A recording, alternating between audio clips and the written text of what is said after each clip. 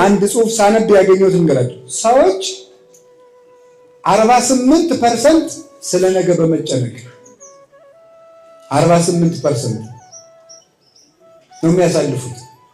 ደግሞ ከዚህ ትንሽ አነስ ያለውን ፐርሰንት ስለ ትናንት በመጨነቅ ለዛሬ የሚያስቡት 10% ስለ ትናንት ይጨነቃሉ። እንዲህ ባለ ኑሮ እንትና የሚባል ጓደኛ ባይኖረኝ ኑሮ፣ ይሄንን የትምህርት መስክ ባልመርጠው ኑሮ፣ እንትና የሚባል ሀገር ባልሄዱ ኖሮ፣ እንደዚህ ብዬ ባልናገር ኖሮ፣ እዚህ እንደዚህ ባልከፍት ኖሮ፣ በቃ ኖሮ ሆኗል። ያን ማስተካከል አይቻልም።